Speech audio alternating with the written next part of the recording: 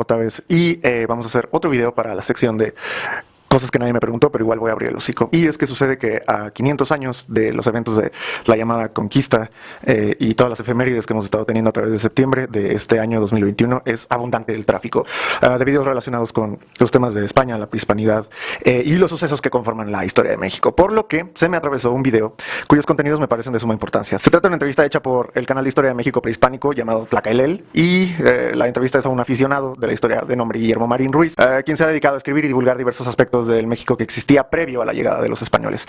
Y la razón de por qué me parece importantísimo lo que sucede en dicho video es por cómo manifiestan tanto Marín como Xu, que es el que está al frente del canal de Tlacaelel, su visión de México y su visión de nuestra historia. Entonces, lo que sucede en esta entrevista es que Guillermo Marín Ruiz explica en dicho video lo siguiente. Explica que la historia de México que nos han dado es una errónea y que está diseñada para adorar a poderes extranjeros, que no es nuestra culpa ser ignorantes en nuestra propia tierra respecto a quiénes somos, que nos han borrado la memoria histórica para desorientarnos y poder para controlarnos a través de diversos medios como el sistema educativo, la televisión, iglesia, etc. También explica que es una estrategia efectuada contra nosotros durante 500 años, desde Hernán Cortés hasta Carlos Slim, para que nosotros mismos nos despreciemos y que no deberíamos llamarnos mexicanos, sino anahuacos, puesto que este territorio se ha llamado siempre Sem Anahuac durante miles de años por lo menos, y menciona que quisimos ser españoles durante 300 años refiriéndose al periodo de Nueva España, mientras que España nos dominaba, nos asesinaba y saqueaba, y que la única solución, explica Marín, es reconectarnos con nuestra cultura ancestral, la cual era la toltequidad, la toltecayatl, que es la sabiduría ancestral mesoamericana, que es lo que nos corresponde a nosotros, mexicanos o anahuacos,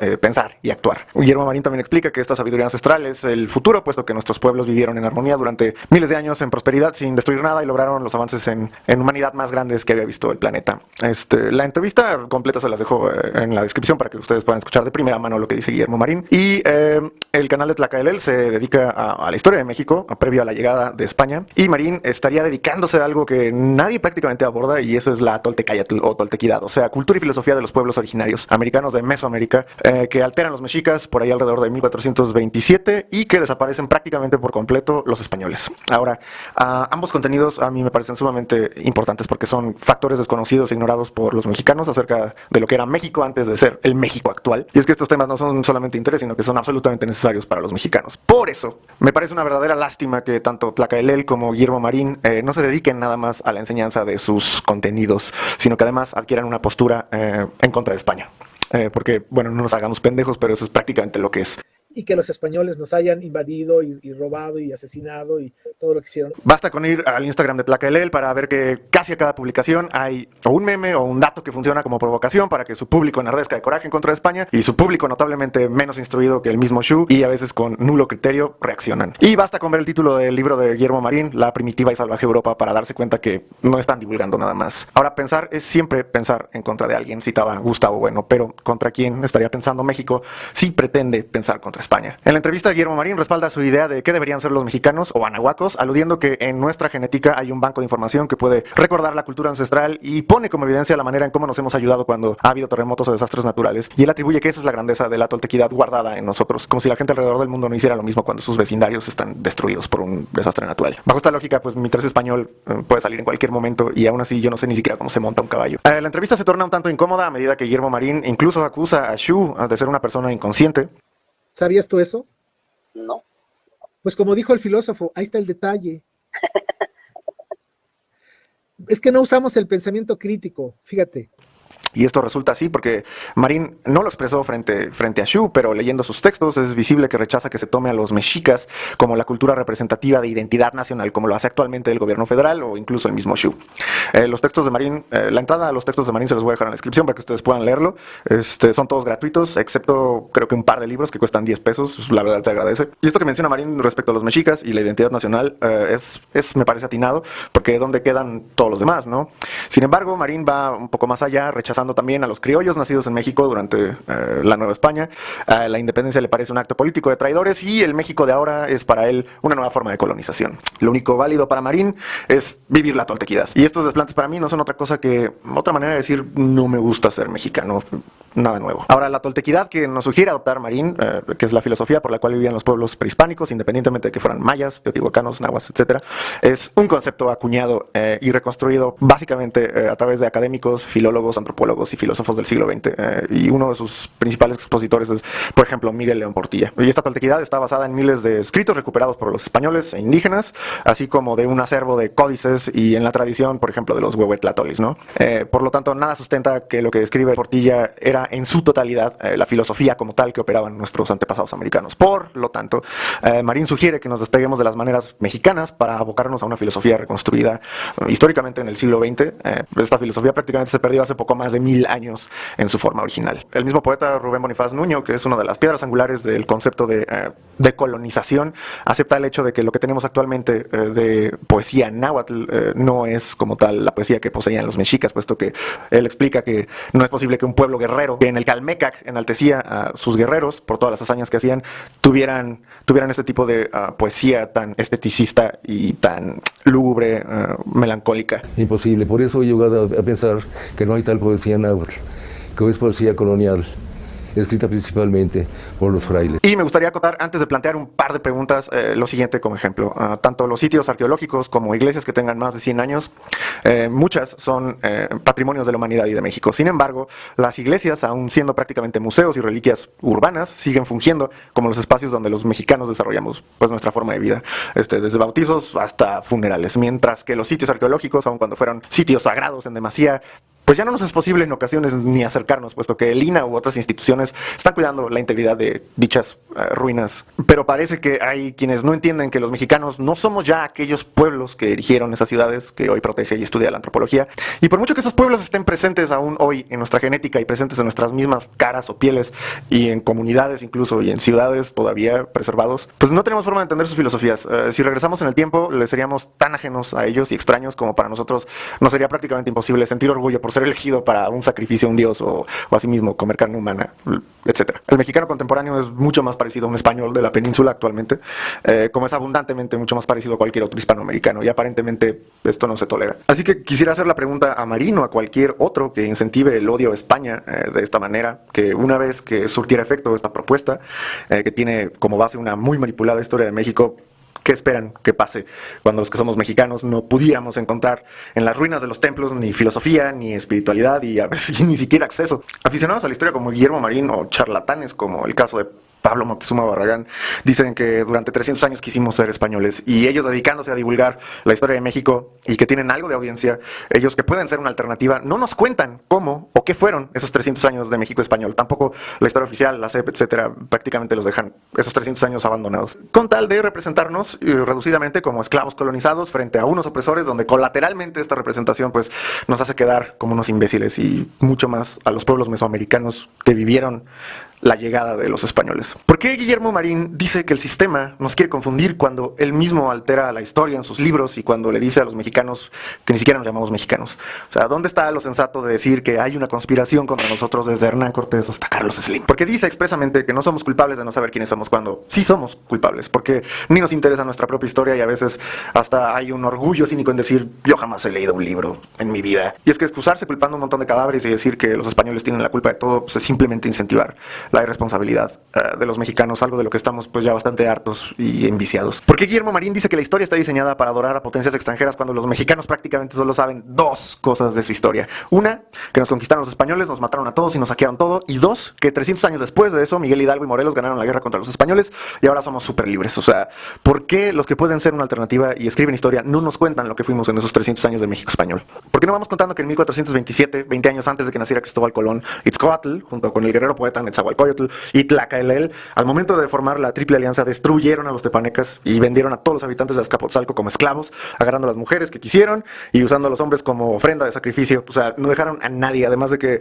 saquearon la ciudad, quemaron las bibliotecas que tenían, o sea, bibliotecas de códices enteros donde venía la historia de los mexicas, porque les avergonzaba su propia historia que habían escrito de ellos y ellos querían reescribirla.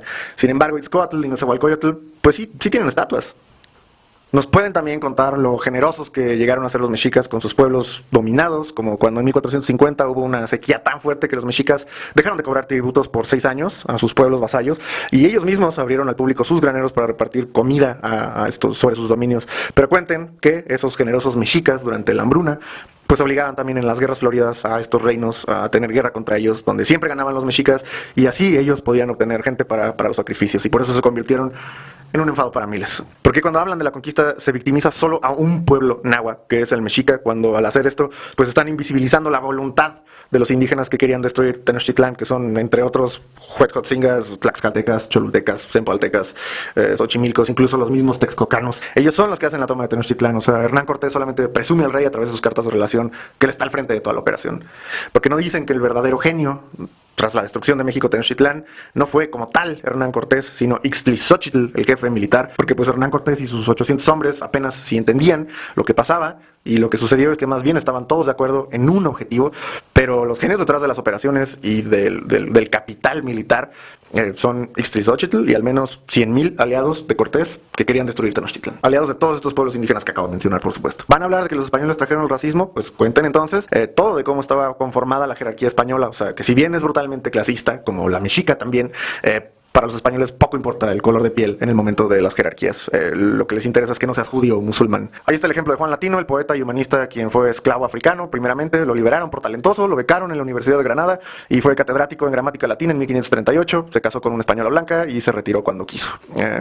Cuando en contraste, por ejemplo, Estados Unidos en los 60s aún ni siquiera permitía que los afroamericanos se sentaran junto a la gente blanca en los camiones. El otro caso es Juan Pareja, por ejemplo, un esclavo morisco que servía en el taller de Diego Velázquez, el pintor sevillano de la realeza y uno de los artistas más importantes del mundo.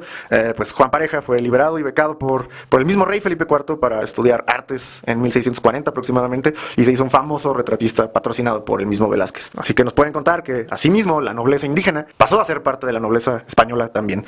Cuéntenos de la Orden de Santiago, a la cual solo pueden acceder nobles católicos que comprueben su pureza de sangre. Y para España, la pureza de sangre significaba no tener parentesco familiar con musulmanes o con judíos. Y la nobleza indígena, pues, calificaba para pertenecer a esta orden. También tenían que ser católicos, pero puesto que los mesoamericanos no conocían a Cristo, pueden acceder a la orden. Incluso el mismo Diego de Velázquez, el pintor que acabo de mencionar, tuvo muchísimos problemas para poder conseguir su cruz de Santiago, por no poder comprobar su pureza de sangre. A los nobles indígenas aliados de España se les fue otorgado el hábito, la cruz de Santiago, sin ni siquiera pedirlo. Uno de ellos es Valerio de la Cruz, que originalmente se llamaba Chicalcachimitl, un guerrero noble indígena que se convierte en conquistador español para dominar a los chichimecas, teniendo a su mando 80 españoles fusiladores, o sea, con rifles, incluso llegando a castigar a algunos de los españoles de su cuadrilla, cortándoles las orejas por no obedecer sus órdenes. Porque en el estamento español se respeta el título independientemente de qué color seas. Otro nombre es el de Nicolás de Montañés, indígena, descendiente de la realeza tolteca, hecho caballero de Santiago en 1551. Se menciona el martirio de Cuauhtémoc, pero no dicen que no lo agarran solo a Cuauhtémoc y que solo a Cuauhtémoc lo mata Hernán Cortés por conspirar contra él, pero que el resto de sus acompañantes se les encontró libre de culpas y se les hace gobernadores de sus localidades, como Juan de Guzmán Ixtolinque, gobernador de Coyoacán por 44 años. Y tampoco jamás escuchamos que la descendencia de Moctezuma, quienes sean condes de Tultengo, desde 1766, se les sigue otorgando el título de grandeza de España, que es pues, la máxima dignidad en la jerarquía de la nobleza española, solo por debajo del príncipe de Asturias, es decir, el heredero al trono de la corona de España. En las escuelas jamás nos cuentan que la conquista española de Filipinas de 1565 fue hecha por el ejército español, que incluía a 400 tlaxcaltecas veteranos de la guerra contra Tenochtitlán, entrenados como tercios españoles. Y por supuesto, al omitir esto, se pierde la divertida anécdota de cuando los tlaxcaltecas del ejército español, bajo el mando de Juan Pablo de Carrión, pelearon contra piratas japoneses y samuráis en las batallas filipinas de Cagayán en 1582, abatiendo a decenas de japoneses. Sí, van a hablar de los cientos de códices mayas que quemó Fray Diego de Landa, pues también cuéntenos que los indígenas sí se quedaron con sus lenguas y que los españoles y anahuacos, hablando en las claves de Marín, oficializaron la gramática náhuatl, editada e impresa para el mundo en 1547. O sea, 40 años antes de que la lengua inglesa tuviera un libro de gramática y 26 años antes de que la gramática alemana. O sea, es decir, el náhuatl es oficialmente un idioma con reglas gramaticales frente al mundo occidental antes de que el inglés y el alemán, sin contar que desde 1531 el otomí y el náhuatl ya estaban prácticamente estandarizados para su aprendizaje extranjeros. ¿Quiénes eran esos extranjeros? Pues prácticamente los frailes que aprendieron las lenguas indígenas para poder correlacionarse con ellos. Otro ejemplo es Maturino Gilberti, quien edita la gramática purépecha en 1558. ¿Y por qué no nos cuentan que la historia mesoamericana queda preservada en cientos de documentos en los anales de Cuautitlán, los anales de Tula, anales de Tecamachaco, anales de la Nación Mexicana, en las obras de Fray Bernardino de Sahagún, quien recopiló miles de documentos en náhuatl, y otros académicos españoles que participaron fueron Fray Andrés de Olmos, Juan de Tobar, Fray Juan de Torquemada, Francisco Jiménez, donde están los nombres de ellos. Y de hecho existen todavía miles de documentos en náhuatl escritos en con alfabeto latino, pero en náhuatl, como testamentos, procedimientos, denuncias, cartas notariadas, puesto que los indígenas tenían derecho a la ley. Está excelente que hablemos de las atrocidades de los conquistadores, como el hijo de puta de Nuño de Guzmán, amigo cercano de Carlos V, que esclavizó indígenas contra la ley incluso, y quemó poblados enteros, y de hecho quemó vivo en la hoguera al rey Tanganzoan II por ninguna razón. Pero hablemos también de que la corona lo enjuició y lo castigó, regresándolo a España en grilletes, y lo encerraron de por vida encadenado, muriendo en las peores condiciones en el castillo de Torrejón de Velasco. En el Instagram de Tlacaelel nos muestra esta cita de Jerónimo de Mendieta, pero no menciona que el mismo Mendieta es uno de los que lucha por mantener en pie y funcionando al Imperial Colegio de Santa Cruz de Tlatelolco, que es la primera universidad de estudios superiores en América y que fue inaugurada exclusivamente para los indígenas. ¿Por qué no cuenta eso? Este colegio tenía uno de los mejores programas de estudios de Europa, donde se veía historia, gramática latina, teología y artes libres, y esta escuela fue financiada y promovida por el rey de España, Carlos I, que era también emperador de Alemania, y esta escuela funcionó de 1536 hasta su declive en 1572 por falta de estudiantes que o se mudaron o principalmente murieron por enfermedades. No nos cuentan que de esta escuela fueron graduados con honores dos indígenas, Juan Badiano y Martín de la Cruz, esos son sus nombres cristianos, entre comillas, que son dos indígenas que fueron aceptados aproximadamente a sus 50 años, fueron aceptados en el Colegio Imperial de Tlatelolco y publicaron un libro en 1552 de botánica indígena que fue revolucionario para la farmacéutica europea, haciendo que la medicina ancestral, pudiera influenciar e interviniera en la medicina occidental. Y es que lo que más nos cuentan usualmente de nuestra historia son vejaciones hacia la población, como estas ordenanzas de maestros de 1601 que prohibieron ser docentes a los indígenas y negros, pero no nos cuentan que el rey Carlos el Hechizado anuló la ordenanza más tarde e implantó de nuevo la educación hasta para niñas indígenas, emitiendo una cédula real donde el rey se expresó de todo aquel que vivía en la América española de la siguiente manera: son mis deseos el amparo y protección de los indios naturales de América y que sean atendidos, favorecidos y honrados como todos los demás vasallos de mi corona, y podrán, si son aptos, acceder a puestos gubernativos, eclesiásticos y de guerra. En la cédula del 6 de mayo de 1691 mandé que en Perú y Nueva España se instalasen escuelas y seminarios y quedan todos los hijos de caciques becados por la corona y que sus méritos por servicios a mí se les remuneren como a los demás vasallos míos en Europa, con quienes han de ser iguales en todo. Toda la bibliografía la estoy poniendo en pantalla y pueden leer la cédula entera, que también se las voy a dejar ahí en pantalla. Se les olvida contarnos que además de que Cuba pertenecía a Nueva España y era administrada desde la Ciudad de México, se nos encargó la construcción del Real Astillero de La Habana, donde durante el siglo XVIII se construyeron 64 barcos de guerra para la Armada Española y fue el astillero más importante de España, puesto que fue el que más entregó navíos a la Armada Española. Se construyeron 124 en total entre 1724 a 1802, incluyendo 49 navíos de línea y 5 navíos de primera clase, es decir, de más de 100 cañones, y 3 puentes, o sea, 3 pisos. Entre ellos, el famoso Santísima Trinidad, destruido en Trafalgar, 5 contra 1, y su hermano, otro navío de línea de primera clase llamado Mexicano, de 112 cañones que jamás fue hundido. Todos financiados por México, incluyendo los sueldos de los obreros. Y son los esfuerzos conjuntos del dinero de México, los diseños de la península, como los de Romero Landa, y la mano de obra especializada indígena, criolla, española, incluso irlandesa, por los que botamos al mar las mejores máquinas de guerra marítima de América de esos años, y varias de las mejores que vio Europa para la poderosa armada del Imperio Español. Y no aparece en nuestra historia que durante casi 3 siglos la Real Hacienda Mexicana presentaba excedentes fiscales, es decir, que México tenía exceso de dinero, y no solo eso, sino que para el siglo XVIII solo el 18% del presupuesto de Madrid venía de México. Sin embargo, las remesas que exportaba México llegaban a un total de 40%. Entonces, ¿a dónde se iba todo lo demás? Resulta que México mantenía el aparato imperial hispano en el Caribe, diseñando y pagando logística militar, infraestructura, sueldos a funcionarios y militares, obreros, construcciones de armadas de los barcos que maquilamos para la armada, y aún así no presentó déficit. Y cabe recordar que lo que era nuestra moneda, el real de 8 del Imperio Español, era una de las monedas más fuertes del mundo, y nosotros la hacíamos aquí extrayendo la plata que dibujábamos y emitíamos a través de la Casa Real de Moneda, y esta moneda era tan potente que Estados Unidos la usaba como moneda de curso legal, justo como nosotros ahora utilizamos el dólar, y China también se surtía de plata vendiéndonos, mercancía. Y si les place tanto hablar de que España se llevó todo el oro y que por eso somos pobres, la organización Fundar reveló que durante 300 años de colonia, en México se extrajeron 182 toneladas de oro, del cual una quinta parte solamente se iba hacia la corona o hacia España. Las otras 4 partes se quedan aquí, el famoso quinto del rey. 182 toneladas de oro es muchísimo en 300 años, pero en los últimos 10 años México ha extraído casi el doble. En los últimos 10 años se han extraído 380 toneladas de oro aquí en México. Y solo en el 2017 se extrajeron 100 toneladas de oro. Pero el mineral que más se extrajo aquí en México durante esos 300 años fue la plata, no el oro, como lo estoy mostrando aquí en la tabla. Y aún así, México hasta la fecha sigue siendo el primer productor de plata del mundo, habiendo producido 5.400 toneladas métricas en el 2020. Y esa plata y ese oro, ese sí no se queda aquí ahora. Ese se lo llevan los canadienses o mineras sudafricanas. De hecho, nuestra industria platera está valuada en 18,000 millones de dólares. O sea, México era asquerosamente rico. Y si desean también decir que España no sacaba más plata porque no le era posible en esos tiempos, les recordamos que México tenía el mejor centro de investigaciones y educación en ciencia metalúrgica y minera de América del siglo XVIII, que era el Real Seminario de Minería, que tenía un avanzado programa de estudios que ya incluía incluso el cálculo infinitesimal, que es utilizado para maquinaria. El mismo Alexander von Humboldt, quien entre mil cosas se dedicó a datar lo que había en la Nueva España, menciona textualmente en el ensayo político sobre Nueva España, segundo libro, capítulo 7, página 232, que ninguna ciudad de América, incluyendo las de Estados Unidos, presentaban establecimientos científicos tan sólidos como los de México. Incluso las minas mexicanas eran tan avanzadas que él mismo describió que eran cercanas en infraestructura y tecnología minera a las de Alemania, que son las principales, eran las minas de Freiburg, Shaustal y Chemnitz. Incluso von Humboldt hace referencia al nivel de vida de los campesinos, que era superior al de los campesinos en Europa del Norte. Hay un dato también de von Humboldt que especifica que los mineros mexicanos ganaban de 6 a 7 veces más que los mineros alemanes. Sin embargo, yo tengo dos versiones de este ensayo político de la Nueva España de Alexander von Humboldt. Las estoy mostrando en pantalla, pero no pude encontrar la referencia. Si alguien sabe, por favor, pónganla en los comentarios. Bueno, sí se podía sacar de todo en esos tiempos. Y ni siquiera estoy hablando de Perú, que hasta la fecha ni siquiera sabemos quién eran más ricos, si Nueva España o Perú, que la historia de Perú también es impresionante, tendrían que revisarla, pero aquí solamente estoy haciendo México. Y entonces, ¿qué hacíamos con tanto dinero aquí?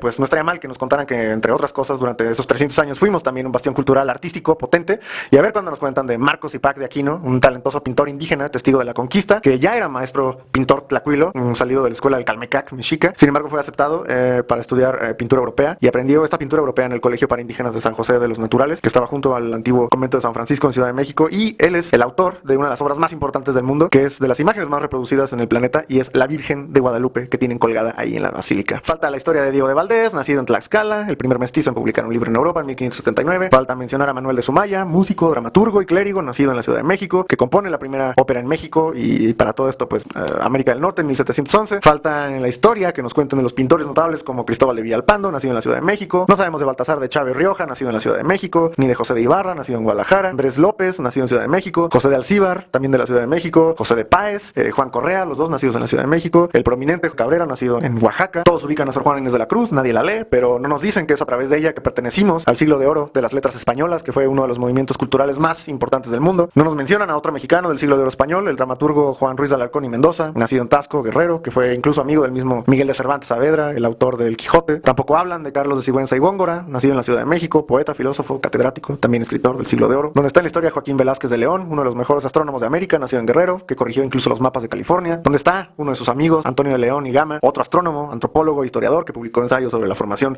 de auroras boreales y los primeros tratados de la piedra del sol. Citando nuevamente a Humboldt, él mismo menciona en sus ensayos de la Nueva España las 4 ciudades más impresionantes que habían sido fundadas por europeos, y esas incluye a la Ciudad de México. Y de hecho menciona que en el Imperio Español no había ninguna ciudad que se le comparara en monumentalidad. Entonces, ¿por qué no se nos cuenta de la tradición arquitectónica que ha habido en México, que hubo en la Nueva España? O sea, ¿dónde está Pedro de Arrieta, José Eduardo de Herrera, José Miguel de Rivera Sarabia, Miguel Custodio Durán, Iniesta Bejarano y Durán, que estos últimos dos son familia, y uno de los arquitectos más representativos de la Ciudad de México, Francisco Antonio de Guerrero y Torres? Y solamente estoy mencionando a los más prominentes no hispanos, porque incluso hubo arquitectos que se instalaron aquí en la Nueva España que dejaron mucha obra también. Y si bien estos arquitectos criollos y españoles proyectaban las obras que inundan las ciudades, todas las ciudades de México, son los indígenas quienes le dieron forma. Y basta con detenerse a ver la exquisitez y maestría con que dichos patrimonios de la humanidad están elaborados para darse cuenta que tal sensibilidad estética es impensable de que vengan de un esclavo harapiento y encadenado y mal pagado, como en la historia oficial se empeñan en describir a nuestros indígenas. Esos indígenas, ilustrados de la manera más fina en las artes plásticas,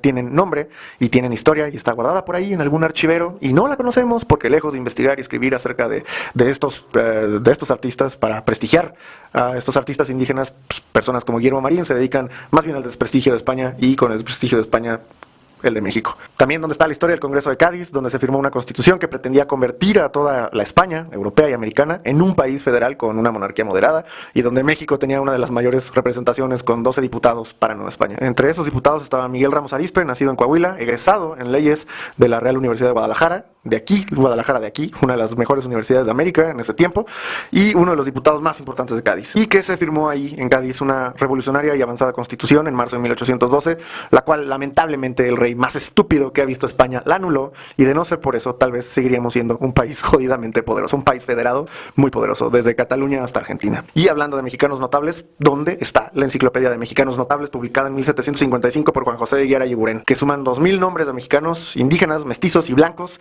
distinguidos en letras, ciencias y artes, llamada Biblioteca Mexicana? ¿Y dónde está la Biblioteca Hispanoamericana de José Mariano Beristain, que se publica de hecho 60 años después y contiene más nombres de mexicanos distinguidos, así como del resto de la España americana? O sea, ¿dónde están todos esos nombres? ¿Dónde está la puta historia de México? Y es que me parece indignante que los mexicanos solo tengan en la cabeza la idea de que México solo eran oro y esclavos, ¿no? Citando ahí a Iván Vélez. Y a todo esto también me pregunto, ¿por qué empeñarse en señalar a México como si hubiese sido una puta esclavizada que España violaba cada vez que se le daba la gana, cuando en realidad México fue el brazo derecho de plata del Imperio Español, con el que se mantuvo en equilibrio la balanza de poder europeo dentro de un orden global durante 300 años? Y cuando digo Imperio Español, se habla de México, se habla de Perú, se habla de todos los rincones de América donde se hable actualmente español. Que se entienda la diferencia: España es la península en Europa, pero el Imperio Español solíamos ser todos. Y si bien lo que estoy haciendo aquí es mostrar una cara blanca, una cara luminosa de la historia de México, entonces quiere decir que sí nos han estado en efecto mostrando una cara negra de la historia de México. Y si acaso estoy pidiendo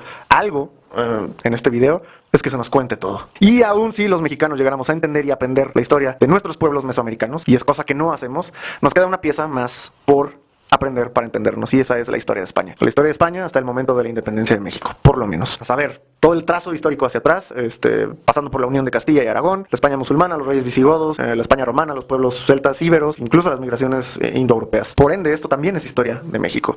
Así que, mexicanos, esa historia, pues tómenla, porque también es suya. Y si pareciera difícil de entender lo que acabo de decir, basta con mencionar que a través del estudio de esa España, el mexicano podría darse cuenta del proceso de cómo se genera la lengua que hablamos prácticamente la mayoría en el país, que es el español, y que el español es una lengua que pertenece a la macrofamilia lingüística indoeuropea, y esa lengua está permeada a través de Grecia y por supuesto Roma, y nos fue heredada así por España, y con todas sus consecuencias. Consecuencias, es decir, como entender casi de manera natural la filosofía griega y la filosofía latina.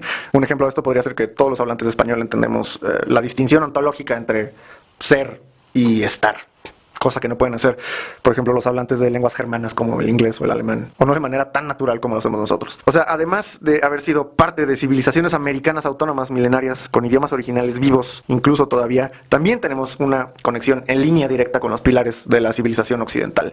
Y eso no es ningún secreto, ustedes pueden rastrear esa información pues, por donde sea. Y todo esto sin excluir a los indígenas, porque con la misma extensión incluso, y esto es nada más un ejemplo, si llegase a ver actualmente que las hay, comunidades indígenas mexicanas que no hablan español, sus vidas también giran alrededor de tradiciones tan suyas como el catolicismo, fiestas patronales, etc. Y con estos ejemplos ya podríamos darnos una mejor idea de quiénes somos hasta ahora. Y perdón por el meme que voy a hacer, pero México tiene una cita con España. Y en estas instancias no habría manera de que un mexicano o cualquier hispanoamericano, entendiéndose de esta manera, tuviera vergüenza alguna de decir: yo fui parte de uno de los imperios más grandes que ha habido en el mundo.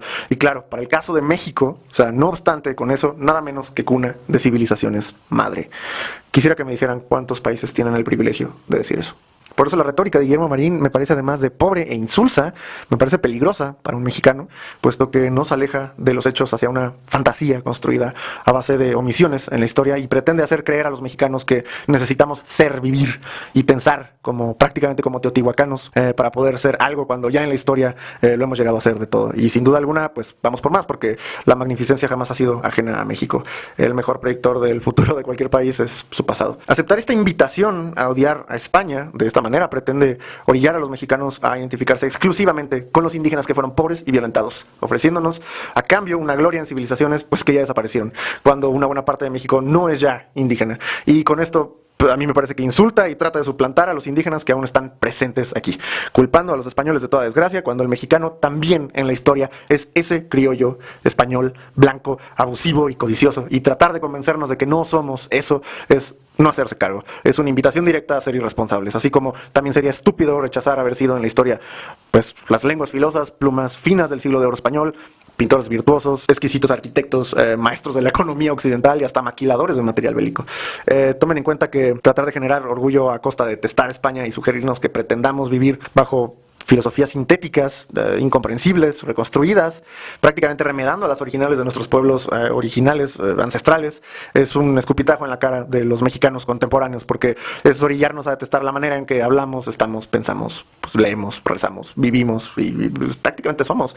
¿Qué es en español? O sea, cuando el mexicano se entere de que, contrario a lo que cree, por lo que le cuentan, lo que hoy es México no fue un patio de explotación podrido lleno de miseria, sino que fue por extensión la misma España, y que la España europea actual votó a la supremacía mundial en los siglos XVI, XVII y XVIII principalmente, junto con nosotros, y que a través de eso fuimos, como lo dijo Bernardo de Balbuena en referencia a la Ciudad de México, el quicio del mundo por casi 300 años. En ese momento México se va a dar cuenta de lo absurdo que es señalar colores de piel cuando se trata de ser de los mejores del mundo. México a España no le debe nada. Y España no le debe ni las gracias a México, porque siendo el mismo aparato hicimos lo que hicimos en la historia. Y entonces, entendiéndonos de manera mucho más profunda, entonces sí, México con absoluto placer va a poder emborracharse bebiendo de su propia historia directamente, de esa botella de grandeza que representaron nuestras civilizaciones hoy extintas, así como encontrarse con que tiene 600 millones de hermanos de habla española desde Europa hasta Tierra de Fuego en Argentina. Tomando nuestra propia historia de manera respetuosa y de manera prudente es como se puede disfrutar del viaje de ser mexicano.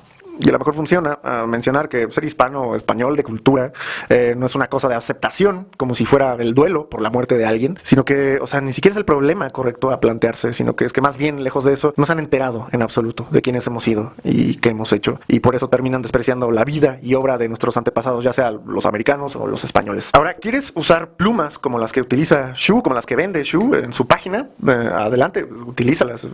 Están increíbles. De hecho, les voy a dejar la tienda, el link de la tienda para que puedan ver el arte plumario que hacen. Está increíble, o sea, úsenlas. Eso también somos nosotros. ¿Quieren usar huipil? Pues adelante, o sea, es tuyo.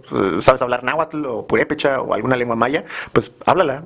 Si puedes, enséñala, o sea, que no se muera, porque también somos eso. ¿Te vas a vestir de charro? Pues adelante. ¿Vas a cantar mariachi? Pues adelante también. ¿Estás rubio hasta la madre y tienes los ojos azules? Pues en México también somos güeros, o sea, también somos indígenas, también somos negros, también somos mulatos, somos todos al mismo tiempo. ¿Quieres vivir muy cerca de lo que es nuestra prehispanidad? Pues estás obligado a conocer tu hispanidad también. Ahora, ¿quieres generar orgullo a través de la enemistad con otros países? Aquí sí, muchísimo cuidado, porque regresando a la cita que hice al principio de Gustavo Bueno, cuando se piensa en contra de alguien, y aludiendo a la pregunta de contra quién estaría pensando México si piensa en contra de España, la respuesta es México estaría pensando en contra de México.